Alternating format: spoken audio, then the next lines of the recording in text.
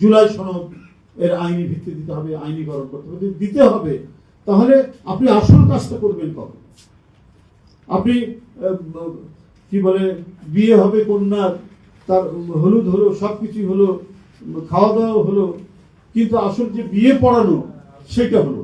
অবাধ সুষ্ঠু নির্বাচনের মধ্যে দিয়ে আমরা আগে আইনীকরণ করার জন্য যে বৈধ পন্থা পার্লামেন্ট, সেই পার্লামেন্ট আগে রচিত হতে হবে। গণভোটের প্রশ্ন আসলে সবাই রাজিও হলেন। এখন বাস্তবায়ন নিয়ে নভেম্বর না ওই দিন, এটা কেন ভাই? আগাম এটা করতে চাচ্ছেন কেন? মানে সবকিছু মিলিয়ে দেখা যাচ্ছে যে আসল যে উদ্দেশ্য, যেটার জন্য এত সংগ্রাম, এত আত্মদান, এত রক্তপাত, সেটাকে আপনারা পিছিয়ে দিতে চাচ্ছেন, অর্থাৎ অবাধ সুষ্ঠু নির্বাচন।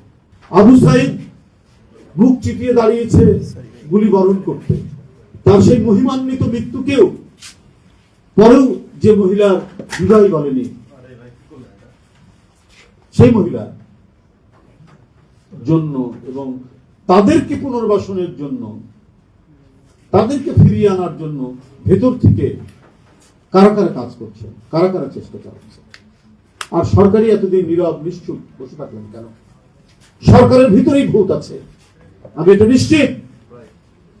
আমরা বারবার বলেছি, কিন্তু আমরা দেখেছি সরকারের ভেতর থেকে মানে আসল শত্রুপক্ষকে চিহ্নিত না করে বরং তারা বিএনপির বিরুদ্ধে নানা ধরনের চক্রান্ত ষড়যন্ত্র করে গেছে। আমরা দেখেছি কেউ কেউ, আমি সবার কথা বলবো,